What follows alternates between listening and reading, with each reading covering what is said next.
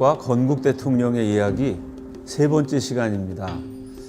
이승만은 한성 감옥에 갇혀 있었습니다. 감옥 밖에서는 서양 선교사들, 가족들, 조정에 있었던 한규설 대감 같은 애국자들이 맹렬히 이승만 구명 활동을 벌입니다. 결국 그 구명 활동이 성과를 거두어서 1904년 8월 한성 감옥에서 추록하게 됩니다. 5년 7개월의 기나긴 수감 생활을 마감한 것이죠. 이승만이 감옥에서 나왔을 때 러일 전쟁이 진행 중이었습니다. 러일 전쟁은 한마디로 누가 먹느냐는 싸움입니다. 러시아가 이겼으면 조선은 러시아의 식민지가 되었겠죠. 일본이 이겼기 때문에 결국 우리가 일본에게 나라를 빼앗기게 됩니다.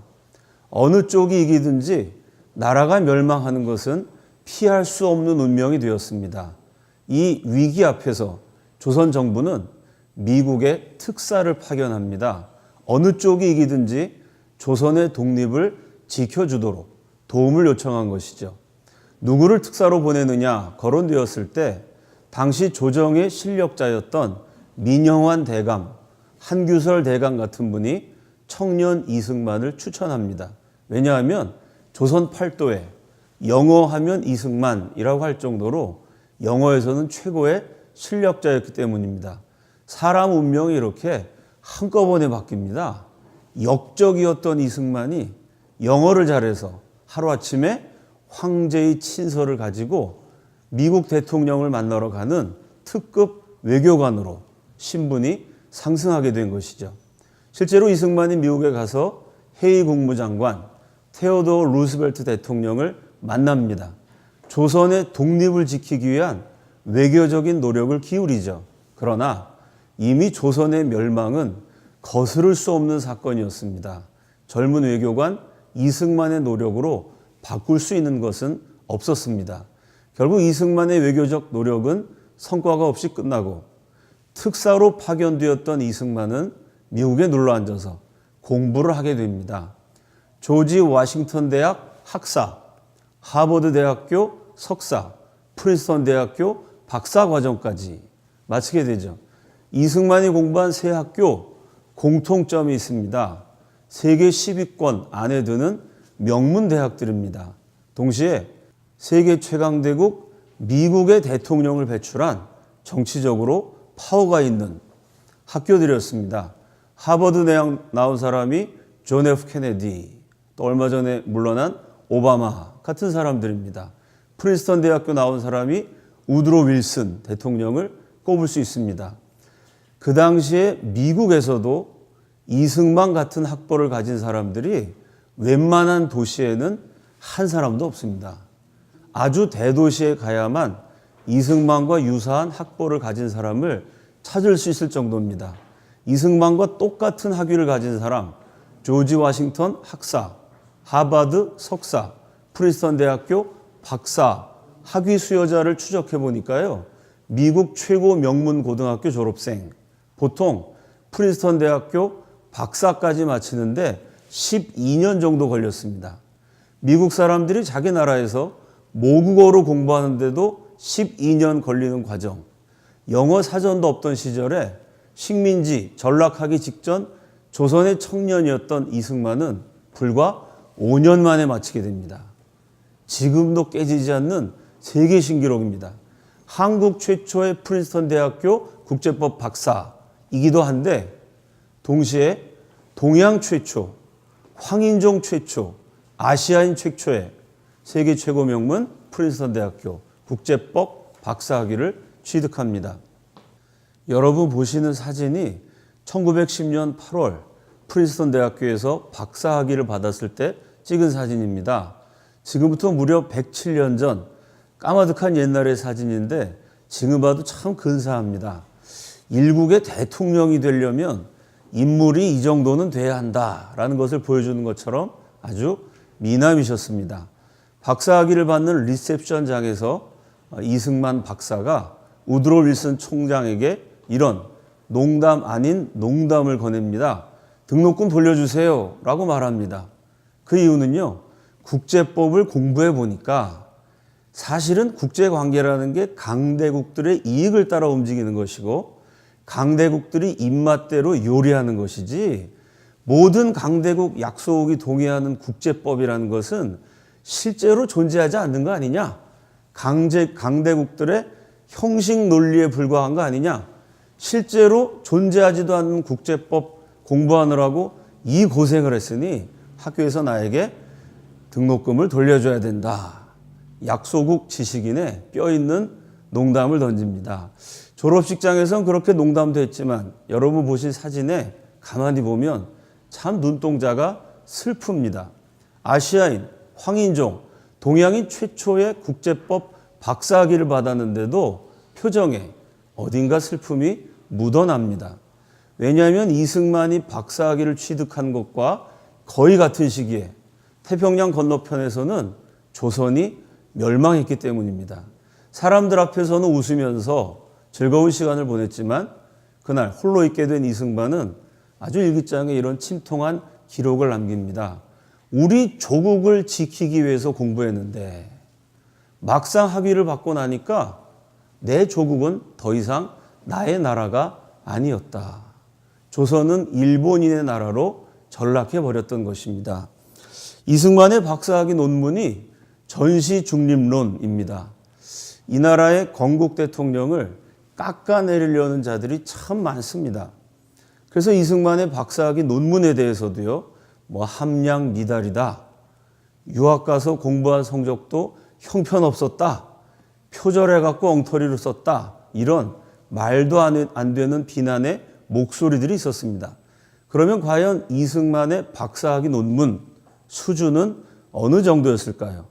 먼저 미국 측의 평가를 보면 일단 이승만의 논문을 세계 최고 명문 프린스턴 대학교에서 단행본으로 출판했다는 사실이 중요합니다. 이 논문은 굉장히 탁월하고 중요하기 때문에 책으로 발간되어서 널리 알려야 된다는 것이 프린스턴 대학교 측의 판단이었습니다. 이승만이 박사학위 논문을 쓰고 몇 년 지나지 않아 제1차 세계대전이 발발합니다. 처음에 미국은 중립을 지켰습니다. 그렇기 때문에 유럽 국가들이 싸우는데 중립을 지켰던 미국의 무역 문제가 대두되게 됩니다. 이 공해상의 중립과 전쟁 상황에서 중립국의 무역 문제에 관해 우드로 윌슨 대통령이 의회에서 연설을 합니다. 그 연설에 보면 닥터 승만 리의 연구에 의하면 이라고 세계 최강대국 미국 대통령이 식민지 지식인 이승만의 연구 결과를 소개하는 대목이 나옵니다. 아마 미국 대통령이 한국 학자의 논문을 연설 석상에서 인용한 사례는 처음이자 마지막이 아닐까라고 추측을 해봅니다. 학자로서도 우리 민족 최고의 성취를 이루신 분입니다. 법학계에 종사하신 분들의 평가가 있습니다. 서울대학교 정인섭 교수님이 그 이승만의 논문을 번역하고 나서 이런 평가를 내리셨습니다. 영어의 홍수 시대를 살고 있는 오늘날에도 이승만 수준의 영어로 된 논문을 쓴다는 것은 대단히 어려운 일이다. 그런데 영어 교육에 있어서는 원시 시대에 가까웠던 그 시절에 이만한 수준의 논문을 쓴다는 것은 대단한 성취다. 우리나라 법학계가 이 정도 수준의 학문적 성취를 다시 이루기 위해서 한 세대 훨씬 더 지난 다음에야 가능했다는 것은 아무도 부인할 수 없는 사실이다. 고려대학교 최정수 교수님은 이승만의 논문과 1997년에 발간된 국제법 백과사전 그리고 미국 외교사 사전을 비교했습니다. 국제법 백과사전과 미국 외교사 사전에 중립, 뉴트럴리티라는 항목이 있어요. 그 내용을 비교해 봤더니 오히려 1910년에 쓴 이승만의 논문이 역사적 사실을 정확하게 이해하고 있고 상세하다는 점에서 지금 현재 사용되고 있는 외교사 사전의 내용보다 더 탁월하다. 이런 평가를 내렸습니다. 이렇게 이승만은 프린스턴 대학교 국제법 박사학위를 받고 만약에 본인이 편안하게 살기를 원했으면요. 얼마든지 미국에서 잘 먹고 잘 사실 수 있었습니다. 아시아인, 황인종, 동양인 최초의 아이비리그 프린스턴 대학교 국제법 박사. 그 학력을 자신을 위해서 활용했다면 어쩌면 황인종 최초의 한국 최초의 명문대학 교수로 여생을 편안하게 마칠 수도 있었을 것입니다. 그러나 이승만은 그 뛰어난 학위와 탁월한 성취를 오직 잃어버린 조국을 찾는 위험하고도 가난한 독립운동을 위해 쏟아붓게 됩니다. 독립운동가의 삶을 그때부터 본격적으로 시작하죠. 그리고 1919년에 3.1운동이 일어납니다. 이제 우리도 임시정부라도 세워야겠다는 백성들의 여망이 분출하게 되죠. 그래서 여러 곳에서 임시정부가 세워지고 그 임시정부를 하나로 통합해서 상해 임시정부가 만들어집니다.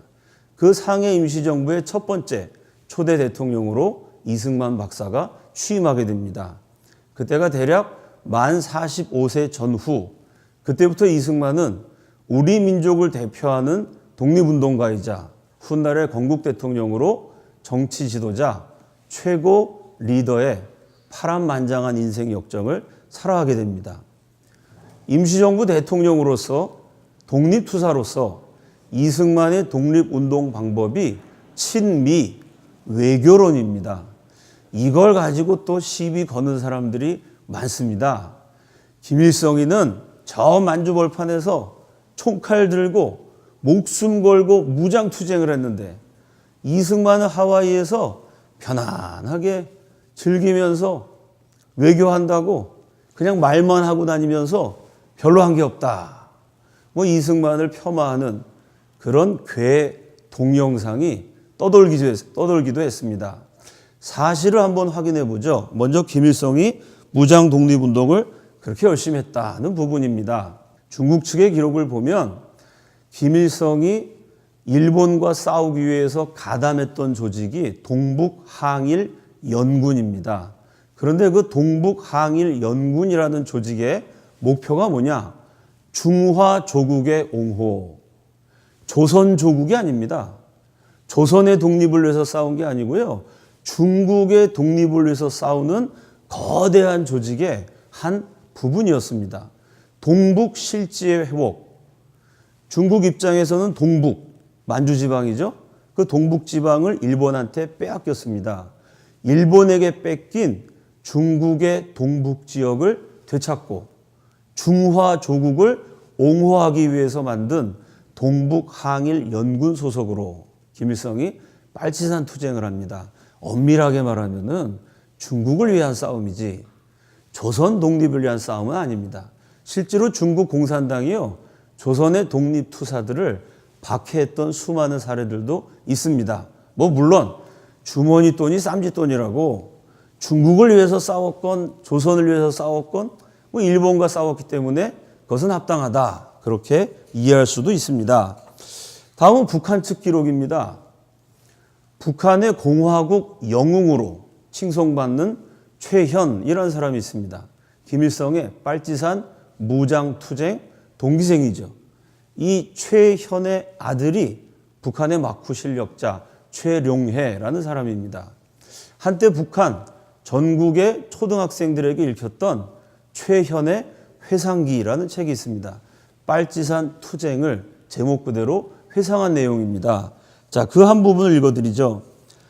나는 그들 마적들에 대한 정치 공작을 그만두고 미리 준비해온 아편을 한 줌 꺼내 보이면서 탄약을 팔라고 하였다. 마적 두목 9점은 그제야 눈을 번쩍거리며 좋다고 웃는 것이었다. 나는 가만히 권총을 꺼내어 주인 앞에 갖다 댔다. 사태의 돌변에 주인은 어쩔 줄 모르고 10만 원을 내놓고는 자기 아내에게 2만 5천 원을 더 가져오게 하여 엎드려서 살려달라고만 애원하는 것이었다. 우리는 주인을 인질로 잡아 차를 불러 타고 용정 시내에서 상당히 떨어진 모안산 밑까지 와서 산속으로 도망을 쳤다. 그날 무역 상인에게서 뺏은 돈이 트렁크에 가득했다. 이게 빨치산 투쟁을 했던 김일성 동료의 기록입니다. 여러분 어떤 단어들이 기억나시죠? 마약, 마적, 인질, 돈을 뺏었다. 자, 마약 거래하고 인질 잡아서 협박하고 돈을 뺏는 것. 과연 이거를 독립투쟁이라고 볼 수 있을까요? 북한 쪽의 기록에 이런 얘기가 나옵니다. 이번엔 남한 쪽에서 활약했던 남노당 지하총책 박갑동이란 분이 내린 평가입니다.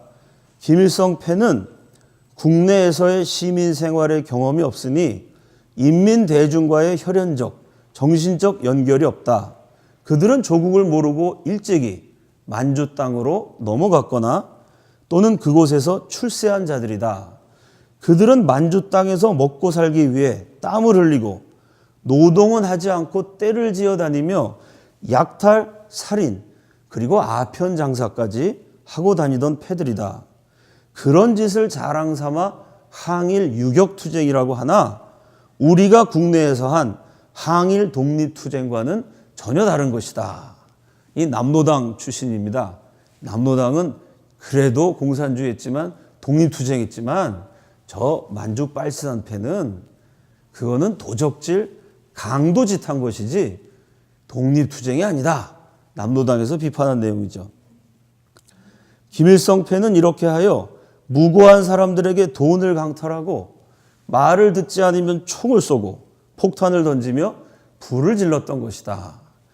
아무리 독립이 좋다 해도 이렇게 강도질하는 것까지 독립이라는 이름을 붙여서야 그 독립이 무슨 독립이 되겠는가. 이런 자들이 북한의 정권을 쥔 데서 해방 후 우리나라의 불행이 시작된 것이다. 중국 쪽의 기록을 봐도 북한에서 아이들에게 읽혔던 책을 봐도 같은 공산주의자였던 남노당의 평가를 봐도 과연 김일성의 무장 독립투쟁이 진정한 독립운동인가 한번 질문해 봐야 됩니다. 자, 그러면 이승만은 이왕 독립운동할 거면 화끈하게 총 들고 싸우지 왜 외교로 독립운동을 했을까요? 몇 가지 이유가 있습니다. 첫째로 우리나라 독립군이 가장 강력했을 때 숫자가 3,000명, 많이 잡아야 5,000명 정도에 불과했습니다. 이 3,000명이요. 1인당 총 한 자루도 갖지 못했습니다. 맨주먹 붉은 피로 잃어버린 조국을 되찾겠다는 일념으로 싸우셨습니다. 대조적으로 우리가 싸워서 물리쳐야 되는 일본은요. 1920년대 벌써 세계 3대 군사 강국이었어요. 전성기에 700만 대군을 거느립니다. 항공모함이 있었고요. 전투기를 몰고 돌진을 했습니다. 여러분 총 한 자루 없이 작대기 들고 싸우는 3,000명, 5,000명이 항공모함 몰고 전투기로 돌진하는 700만 대군을 물리칠 수가 있겠습니까? 현실적으로 무장 독립투쟁으로 일본을 이기기는 불가능하다고 판단했기 때문에 외교적인 방법을 사용할 수밖에 없었던 것입니다. 물론 그 열악한 상황에서도요. 우리 독립군들이 영웅적으로 싸웠습니다. 우리가 잘 아는 김좌진 장군의 청산리 대첩, 절대 열세였던 독립군이 탁월한 지혜와 용맹을 발휘해서요. 1,500여 명 일본 사상자를 내는 아주 빛나는 승리를 거두었습니다. 그런데 여러분 청산리 대첩과 함께 간도사변이라고 들어보셨죠? 청산리 대첩으로 당한 일본군이 가만히 있었겠어요? 그 보복을 죄 없는 조선 백성들에게 합니다. 청산리 대첩에 1,500명 일본 사상자가 났다는 이유로 우리나라 독립군이 출몰했던 지역을 중심으로 간도에 이주해 있던 우리 한민족의 집을 3,500채 이상을 불태워버립니다. 집이 3,500채가 불태워졌으니까 얼마나 많은 사람이 죽었는지는 확인조차 할 수가 없습니다. 특히 수많은 조선의 여인들이 강간당하고 그 시체를 불태워버렸어요. 일본 사람들은 공공연하게 이렇게 얘기를 했습니다. 독립군이 일본 사람 하나 죽이면 조선 백성 100명을 죽인다. 실제로 일본인들이 그렇게 잔인하게 보복을 했어요. 임시정부 대통령으로서 이승만은 이렇게 믿었습니다. 본인이 기독교인이었기 때문에요. 하나님이 반드시 우리 민족에게 독립을 주신다. 그런데 독립이 됐을 때 무장투쟁하느라고요. 우리가 일본군 하나 죽이면 조선 백성이 100명씩 죽어나갑니다. 우리 민족이 학살되고 멸절되어서 살아서 독립을 보지 못한다면 그 독립이 무슨 의미가 있겠느냐. 그러니까 임시정부 대통령으로서 본인의 책무는 한 사람이라도 더 우리 동족들 살게 만들어서 생명을 유지해서 독립을 살아서 맛보도록, 살아서 경험하도록 인도하는 것. 그것이 대통령의 가장 중요한 책무라고 생각했던 것입니다. 그 방법이 외교론이었던 거죠. 자, 외교 중에도 방법이 여러 가지가 있는데 이승만은 친미 외교를 펼쳤습니다. 왜 미국이냐? 미국은 우리나라에 대한 영토적 야심이 없는 유일한 강대국입니다. 이 구한말 조선의 역사는요, 강대국들의 영토적 야심이라는 관점에서 보면 명확하게 보입니다. 중국이 우리나라를 집어삼키려고 그럽니다. 그 조선 정부가 힘이 없으니까 일본 편에 붙어요. 그랬더니 일본이 은근히 우리를 도와주는 척 하면서 또 일본도 조선을 집어삼키려고 그래요. 일본, 중국이 모두 한반도의 영토를 차지하려는 야심이 있었던 것이죠. 그 일본을 피하기 위해서 이번엔 러시아 쪽에 붙습니다.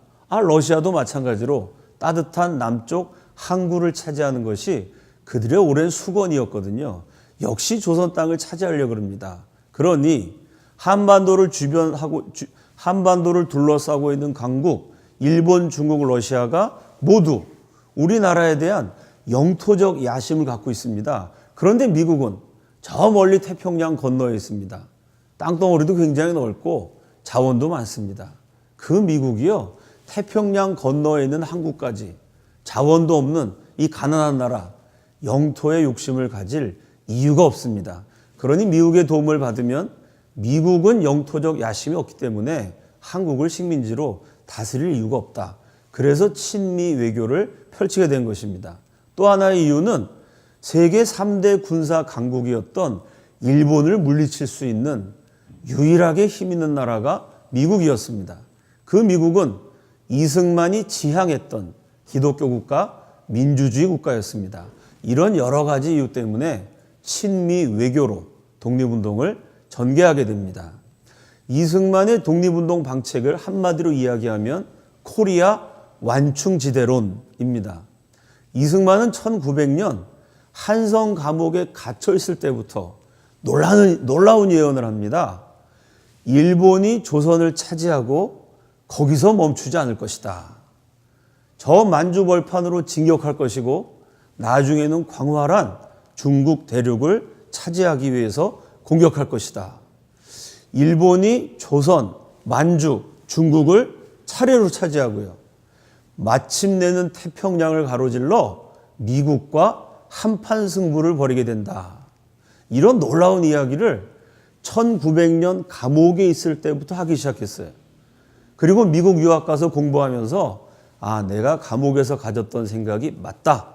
일본은 계속해서 팽창하려는 야욕이 있고 마침내 일본과 미국은 한판 승부를 벌일 수밖에 없는 운명이다. 공부를 하면서 감옥에서 가졌던 생각이 옳다는 강한 확신을 갖게 되죠. 그래서 이승만의 주장은 이겁니다.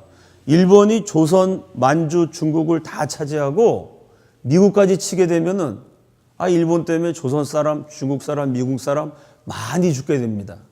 이 엄청난 희생을 막을 수 있는 방법이 하나, 한국을 독립시켜달라는 것이죠.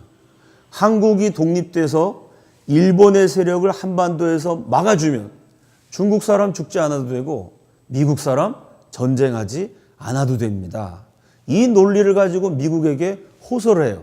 빨리 한국을 독립시켜서 미국을 막아주게 되면 언젠가 일어날 수밖에 없는 미국과 일본의 전쟁을 방지하기 때문에 결국 미국의 수많은 아들들 생명을 잃지 않아도 된다. 한국을 독립시켜서 강대국 사이에 완충지대로 만드는 것이 미국의 이익에도 부합하고 세계 평화에도 이바지하는 길이다. 이 코리아 완충지대론을 줄기차게 외칩니다. 그런데 그 당시의 세계 정세는 이승만의 예측과는 다르게 흘러가죠.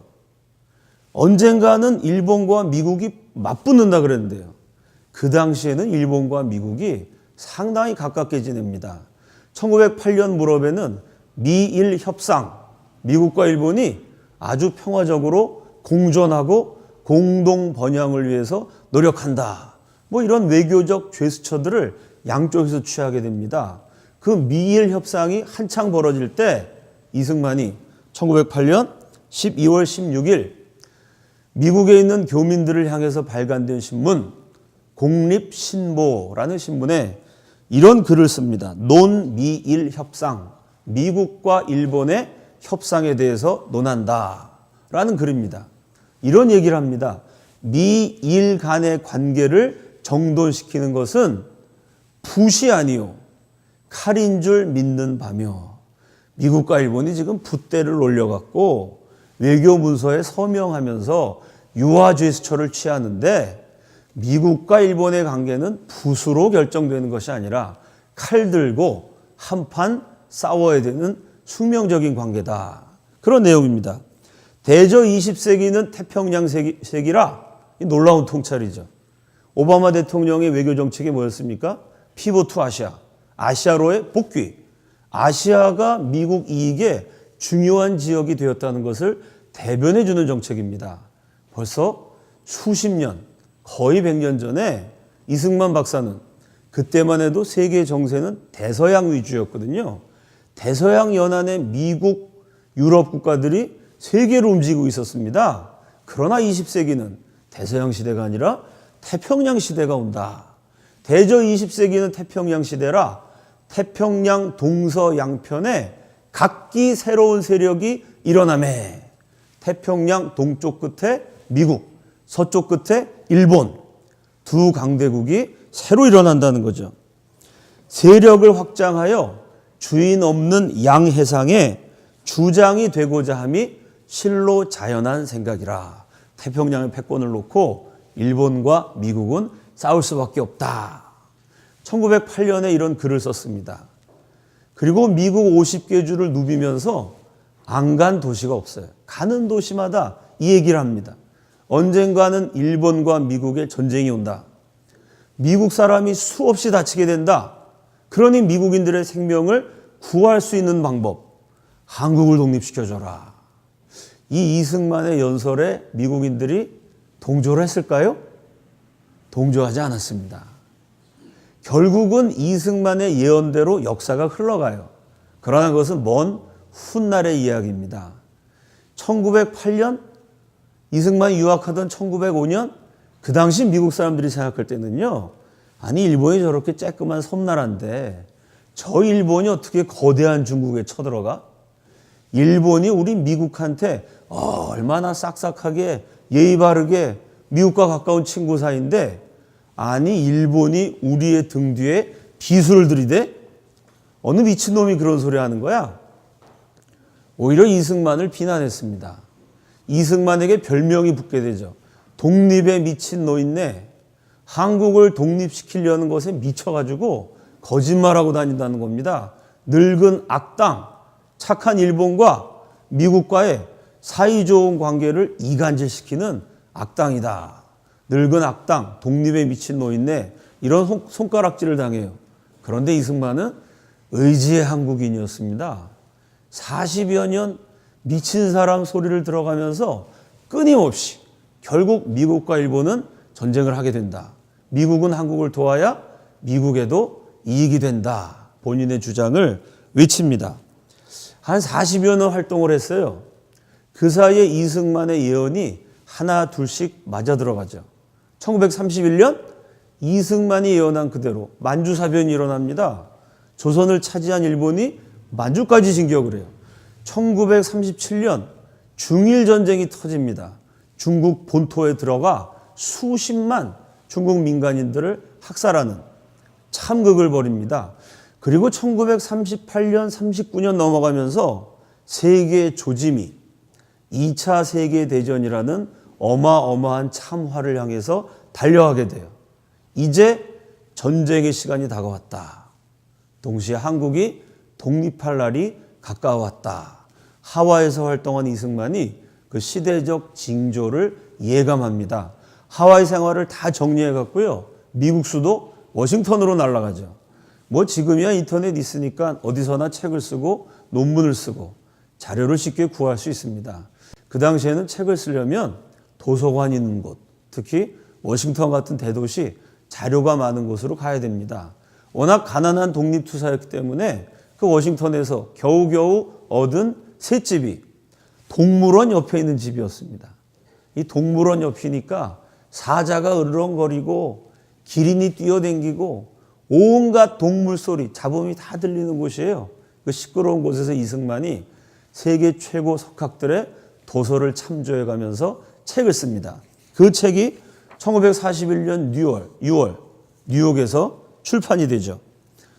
여러분이 화면에 보시는 Japan Inside Out, Japan, 일본의 인사이드. 인사이드란 건 안, 속, 실체, 겉으로 드러나지 않는 진면목, 실상 이런 의미입니다. 아웃, 꺼낸다, 밖으로 내놓는다는 얘기죠. 보통 일본 내막기, 일본의 실상을 밝힌다. 뭐 이런 제목으로 번역이 됩니다. 부제가 The Challenge of Today. 오늘날 기독교 문명권에 대한 챌린지, 심각한 도전, 위협 이런 의미로 해석할 수 있고요. 책 밑에 보면 저자가 싱만 리, 이승만이 영어로 쓴 책입니다.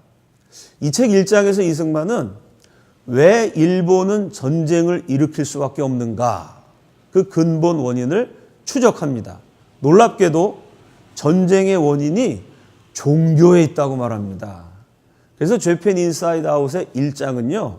당시에 쓰여진 일본 종교에 관한 가장 탁월한 논문입니다. 이승만은 세상을 영적으로 봤어요.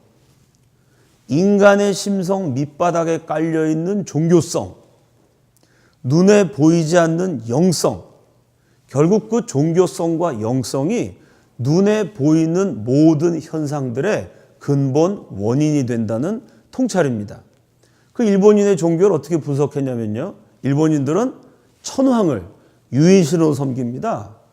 그 천황을 위해서 싸우다가 죽으면 그 사람도 귀신, 일종의 신이 된다고 믿어요. 일본의 문화가 사무라이 문화, 죽이고 전쟁하는 문화입니다. 천황이 유일신이고 그 유일신을 위해서 싸우다 죽으면 나도 신이 된다는 잘못된 종교에 사로잡혀 있기 때문에 일본은 전쟁을 일으킬 수밖에 없다는 논리입니다. 귀신이라는 용어를 사용하면 전쟁 귀신, 살인 귀신에 사로잡힌 일본인들은 전쟁을 터뜨릴 수밖에 없다. 그게 1장의 내용입니다. 이 책의 중간 부분에 보면요. 그러면 전쟁이 언제 어디서 일어나느냐? 가까운 장래에 일본은 시베리아로 진격하거나 아니면 태평양을 가로질러 미국을 기습할 것이다.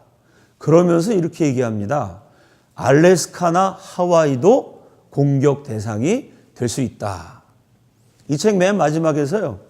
그러면 전쟁이 어떻게 끝나느냐? 자유민주주의 국가들은 침략자 일본을 패망시켜 그들이 살던 섬에 도로 집어넣을 것이다. 세계는 평화를 되찾게 된다. 그리고 한국은 전 세계 자유국가들과 어깨를 나란히 하게 될 것이다. 한국은 다시 한번 고요한 아침의 나라, The Land of Morning Come, 고요한 아침의 나라로 세계 열강 앞에 당당히 서게 될 것이다. 결국 이 태평양 전쟁이 일어나고 미국이 이기고 한국은 독립된다는 우리의 염원을 담은 명절을 남깁니다. 이 책이 출판되었을 때 미국 지식인 사회의 반응이 뜨거웠습니다. 이승만이 부탁도 안 했는데요. 수많은 지성인들이 책을 읽고 여러 가지 매체에 독후감을 발표합니다. 그 가운데 이승만이 제일 좋아했던 독후감이 당시 세계 최고 인기 작가, 유명 작가의 서평입니다.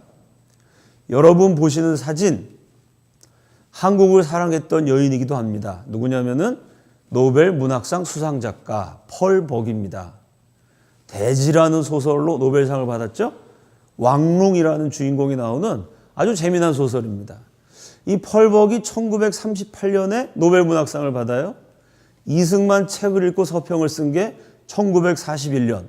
노벨 문학상 받고 3년 후니까 세계적으로 이름이 알려진 다음에 작가 활동의 전성기입니다. 자기 남편이 편집장으로 있던 매거진 아시아라는 잡지에 이 펄벅 여사가 서평을 기고하죠. 첫 문장이 이렇게 시작됩니다. It is a terrifying book. 이 책은 terrifying, 무서운, 끔찍한, 무시무시한 책이다. 왜 무서운 책이라 그랬냐면요. 읽어보니까 틀린 얘기가 없다는 거예요. 전부 다 사실이고 전부 다 진실인데 그 사실이 뭐죠? 일본이 미국을 친다는 얘기입니다. 이 책의 내용이 진실이기 때문에 이 책 내용 그대로 전쟁이 일어나면 미국의 엄마의 한 사람으로서 우리 아들들이 전쟁터 나가 죽을 생각하니 terrifying, 정말 공포를 느낄 수밖에 없는 거죠. It is a terrifying book 이라고 시작된 서평이 마지막에도 똑같은 문장으로 끝납니다. 다시 한번 말하지만 이 책은 모두 다 사실이고 진실이기 때문에 나는 이 책의 내용이 너무나 무섭다. 자, 1941년 7월에 재팬 인사이드 아웃이 출판되고 9월에 펄벅 여사의 서평이 잡지에 실려요. 그런데 미국 정부는 이 이승만의 예언에 귀를 기울이지 않았습니다. 재팬 인사이드 아웃이 나오고 5개월 후 1941년 12월 7일 일본은 시베리아로 진격하든가 태평양을 가로질러 하와이를 기습할 수 있다라는 이승만 예언 그대로 진주만 기습 전투가 벌어집니다. 단 하루의 전투에서 미국 최정예 해병대 5,030명이 목숨을 잃죠. 태평양 전쟁이 발발하면서 미국 젊은이 10만 명 이상이 일본인에 의해 목숨을 잃게 됩니다. 미국이 한국을 독립시켜주는 것이 미국의 아들들의 생명을 지키는 것이고 그것이 미국의 이익에 부합된다. 무려 40여 년 긴 세월 미친 노인네라고 손가락질 당하면서 끊임없이 외쳤던 이승만의 예언이 현실적으로 정확한 것으로 인정되는 장면입니다. 그래서 이승만 책이 뒤늦게 베스트셀러가 돼요. 일본한테 한 방 맞고 나서 야, 저 일본 어떤 나라냐? 저 일본과의 전쟁을 이승만이 미리 예언했다는데 그 책 한번 참고해야 되겠다. 전쟁을 수행해야 되는 미국 지도자들, 군부, 지식인 계층을 중심으로 해서 이승만의 책이 날개에 돋친 듯이 팔리게 됩니다. 그 책을 읽고 감명받은 미국 국방부 군인들이 그때부터 이승만에 대해 호의적인 감정을 갖고 대한민국 건국 6.25까지 계속 이승만과 대한민국 편에 서게 되죠. 태평양 전쟁 이후로 이승만의 외교적인 업적은 하나둘씩 구체적인 열매를 맺게 됩니다. 그 대표적인 것이 적성국가 외국인 명단에서 우리 한국인들이 면제된 것입니다.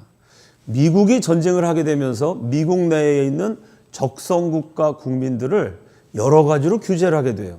왜냐하면 미국하고 싸우는 나라의 시민들이기 때문에 미국의 적을 도울 수 있다는 우려 때문입니다.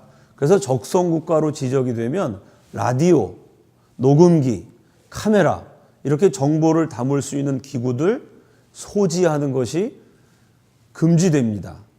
제일 대표적인 조치가 미국 땅에 살고 있었던 일본 사람 12만 명을 저 사막에다가 수용소를 만들어 갖고 강제로 수용한 사건입니다. 자, 그러면 일본 사람을 적대국 국민이라고 강제로 수용할 때 우리 한국 사람, 조선 사람들은 어떻게 됐을까요? 그 전까지 미국의 정책은요, 일본과 한국을 분리하지 않았어요. 한국은 일본의 식민지니까 한국 사람, 코리아라는 나라가 없으니까요. 한국 사람도 그냥 일본 주민으로 인정했습니다. 그런데 재팬 인사이드 아웃이라는 책이 발간이 되고 이승만의 오랜 독립운동이 열매를 맺어서 1942년 2월 미국 정부가 적성국가 외국인 면제 명단이라는 걸 발표해요. 적성국가 속한 외국인이지만 이 사람들은 수용소에 가두지도 말고 카메라나 또 라디오 같은 것 소지해도 괜찮다고 그 규제에서 면제해주는 명단을 발표하는데 거기 한국인이 포함됩니다. 미국 정부가 한국과 일본을 별개의 국가로 취급한 결국 한국을 독립국으로 인정하게 되는 중대하고 역사적인 첫 걸음이라고 평가할 수 있는 사건입니다. 1943년에는 카이로 회담에서 이제 전쟁이 끝나면 한국을 독립시켜 주겠다고 강대국들이 약속하게 됩니다. 1945년 3월 12일 날에는 이승만 독립운동가를 직접 만난 미국 역사상 가장 막강한 퍼스트 레이디라고 불린 엘리노어 루즈벨트 여사의 글이 미국 신문에 실립니다. 이승만을 만난 인상을 이렇게 소개를 했어요. 내가 만난 그의 얼굴은 숭고한 정신으로 빛나고 그의 온화한 표정에서는 그의 동포들이 오랜 세월 발휘해 왔을 인내심을 역력히 읽을 수가 있었다. 엘리노어 루즈벨트 여사가 정확하게 봤습니다. 얼마나 오랜 세월을 인내해 왔나요? 우리 동족이 나라 뺏기고 36년 기나긴 세월 고통스러운 기간을 견뎌냈어요. 이승만 박사 40여 년 미친놈 소리를 들으면서 포기하지 않고 끝까지 독립을 위한 노력을 경주해 왔습니다. 그 미국 퍼스트 레이디가 보기에도 인내라는 특징이 이승만의 얼굴 가운데 발견되었다는 소망입니다. 헌문도 선생이 이렇게 논평을 했습니다. 나라가 망했을 때 이승만은 혼의 불씨를 담아다가 저 지구 반대편으로 나라가 한평생이 다 가도록 기약 없는 수십 년 세월을 끝끝내 버텨서 마침내 천시가 왔을 때, 천시 하늘이 내린 시간, 우리가 독립을 되찾게 되었을 때 그 기나긴 기약 없는 세월 간직해왔던 혼의 불씨를 갖다 대었던 것이다. 정확한 표현입니다. 나라가 망했을 때 꺼져도 꺼지지 않는 우리의 민족 혼, 정신, 우리의 얼을 그 불씨를 이승만이라는 걸출한 지도자가 품었어요. 그거를 담고 저 지구 건너편에 가서 동시에 전 지구를 누비면서 그 혼과 얼을 지키면서 독립투쟁을 했어요. 미친 사람 소리를 들으며 40년을 견뎠다가 마침내 하늘이 내린 해방과 독립의 시간이 찾아왔을 때 그 혼의 불씨를 갖다 대서 다시금 우리의 민족 혼이 활활 타오르게 하는 위대한 업적을 남겼습니다. 나라가 망했지만 망해도 망하지 않는 우리 민족의 혼이 있고 얼이 있고 정신을 지켜낸 분들이 있었어요. 죽어도 죽지 않는 이 민족 혼의 불씨를 간직했던 독립투사들이 있었습니다. 사랑하는 국민 여러분, 우리는 그분들을 기억해야 합니다. 동시에 우리는 한 번 나라를 빼앗기면 그 나라를 되찾는 것이 얼마나 힘들고 어려운지 고통스러운 세월을 버텨내야 하는 과업인지를 우리는 기억해야 됩니다. 어떻게 되찾은 나라인데, 어떻게 세운 나라인데 이 대한민국이 지금 또 한 번 커다란 위기 속에서 흔들리고 있습니다. 독립운동을 다시 하겠다는 심정으로 꺼져도 꺼지지 않는, 죽어도 죽지 않는 이 민족 혼의 불씨를 가지고 다시 한번 이 땅에서 구국의 불길이 번져가기를, 이 위기를 극복하고 다시 한번 대한민국이 전진할 수 있기를 기원하면서 세 번째 강의를 마치겠습니다. 감사합니다.